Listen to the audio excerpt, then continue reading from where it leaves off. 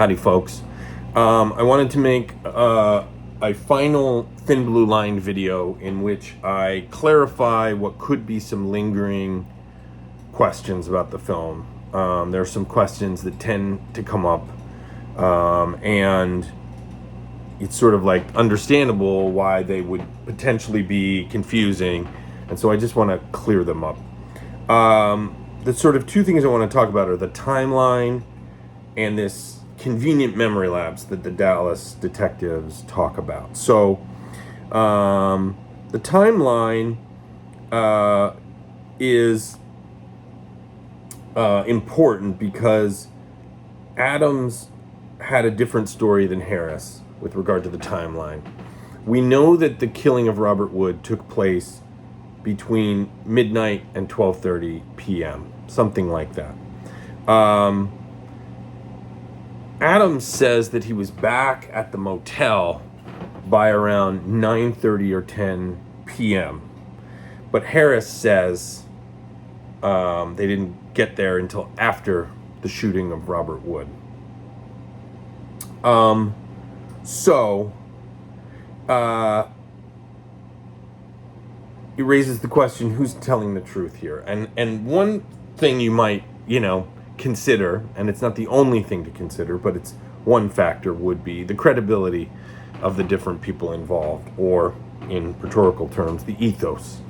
One thing that's interesting is that Harris acknowledges that he's a criminal. He acknowledges that he stole the car, that he stole the guns. We even find out later in the movie that he confesses to a murder.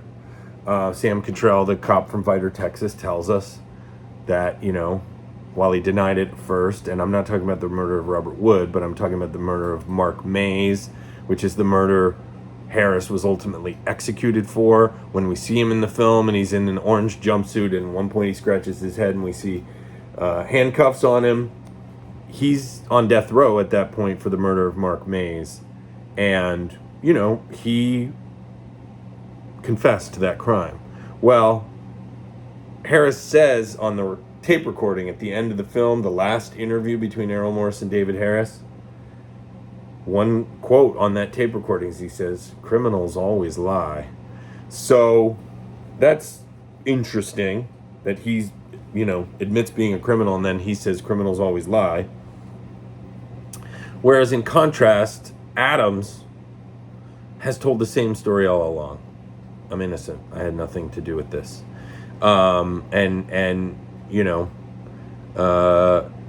During that last interview at the end of the film, at one point, Errol Morris says to David Harris, what do you think about whether or not Adams is innocent? And Harris says, I'm sure he is. And he says, did you ask him? And he said, and Errol Morris says, well, he's always said he's been innocent. So this tells us, and Errol Morris spent 2 years researching this film, researching the subject matter of this film. So that's a way of saying Errol Morris has gone through all the documents, all the testimony, all the everything. And he's saying Adams' story never changed. He's always said he's been innocent. So one thing is Adams has a much, much stronger credibility as someone who is telling the same story all along. And Harris, in contrast, has some pretty shaky credibility. But I'm not saying that alone is a fact, is how you should judge it. I would say also there's a scene near the end of the film, and I don't know exactly how near, but maybe 20 minutes from the end of the film, something like that, where David Harris is talking about the timeline, and he admits, I wasn't wearing a watch. So it's, he essentially says, I don't know what time it was, which is pretty important because in court he testified under oath about what time things happened. And he didn't say that, right? So he's changing his story there, but he's also acknowledging that at the time that things were happening, he had no idea what time it was. Now, he also says, well, based on certain things, you just estimate the time. I actually think at that point he's not telling the truth. I think he tells the truth when he says, I wasn't wearing a watch. That I believe. I do not believe him when he says you just estimate. Because what he's saying there is, I'm doing the best I can to figure out what time it was. But I don't think that's true. Because I think he knows full well what, that things didn't fit, that the events didn't fit the timeline he gave. And I'll tell you why I think that. Why I think that is the shooting of Robert Wood took place at midnight or thereafter. Adams says he got back to the hotel or the motel at about 9:30 or 10. He says, I caught the end of the Carol Burnett show. Then the 10 o'clock news came on. Errol Morris flashes on the screen a page from the TV Guide. This is the magazine you used to have that would tell you what time certain shows were on. And it matches with what Adams is saying. And Adams, has always told that story. The one thing Adams, the only lie that was part of Adams' story was at one point his brother gave him an alibi and said, I was there when my brother, Randall Adams, got home. And later he backed off that story. I think what was really the case was his brother was asleep. And I think when his brother got arrested and was being prosecuted for a murder that would result, if his brother got convicted of it, in the death penalty, I think his brother decided to lie and say he was awake. I don't think that's a good move. I wouldn't advise that to anybody. I don't condone that. But on another level, I can understand it, because I can understand that they must have been terrified that Randall was going to potentially get the death penalty. And his brother said, well, maybe I can just say that I saw you, because maybe it'll get you off. Not the right thing to do, but in a way, understandable. I acknowledge that was probably a lie. But I think other than that, Adam's story pans out. And so what if we believe that Adams actually got back to the motel at 9:30, 10 o'clock, then it would mean that Harris left and was back out driving. Now, part of the reason that this sounds like what really happened is if you listen to that recording at the end of the film, one thing David Harris says is he says, maybe the only reason Randall Adams is in jail is because he didn't have a place for someone to stay who had helped him that day. In other words, Harris had helped Adams because he picked him up after his car ran out of gas.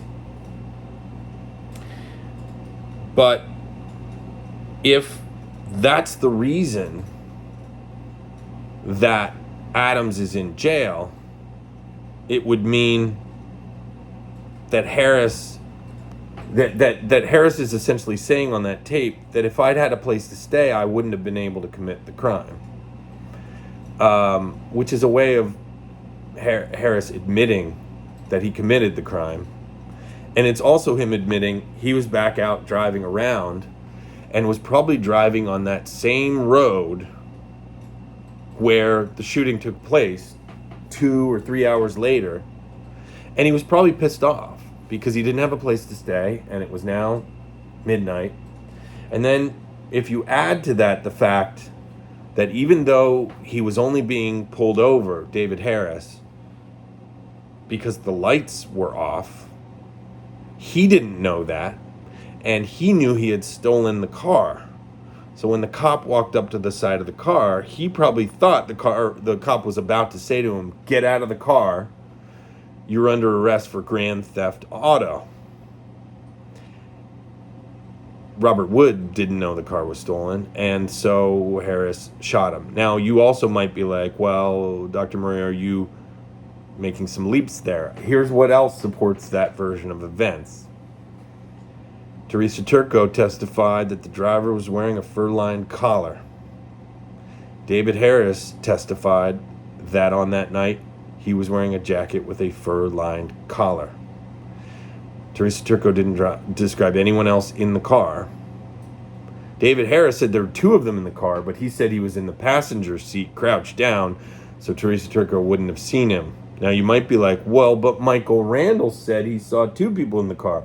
But Michael Randall's credibility is shot because he admits in the film that he did not tell the whole truth in his testimony. He lied to the cops because he was cheating on his wife and he didn't want to get caught.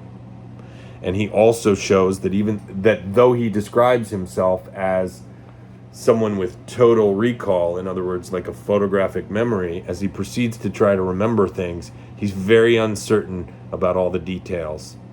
And so I think with all three of the witnesses, Emily Miller and Robert Miller, the couple, she admits later in the film that she didn't identify Randall Adams in a lineup, and she admits that neither did her husband. So, and not to mention that there was the woman they worked with who said about Emily Miller, she'd never told the truth in her life, but she also said she got fired from her job for stealing. And she said about Robert Miller that the day after the shooting, he said he didn't see anything, and he only decided that he'd seen something when he saw that there was going to be reward money. So I think the witnesses, and by the way, the cops said our whole case, they said we wouldn't have had a case without witnesses, so we had to rely on witnesses. And I think the witnesses, those three witnesses anyway, well, and then you add the other two, which are Harris and Teresa Turco, there are problems with the testimony of all three in a big way. And the cops are admitting that was their case, was witnesses. Okay. So back to this issue of the timeline. There are many things, including David Harris's own words, that point to the idea that he was the one driving the car. That it was after Adams didn't have a place for him to stay. Not to mention that in that recording at the end, when David Harris says, Errol Morris says, "What do you think about whether Adams is innocent?" And Harris says, "I'm sure he is." And Morris says, "How can you be sure?" And David Harris says, "Because I'm the one that knows." I don't know how one, it's not an explicit confession. It's not him saying, "I killed Robert Wood." But if you think about it, I'm not sure there's any other way to read that statement. Now, you still might be going, but what about the convenient memory lapse?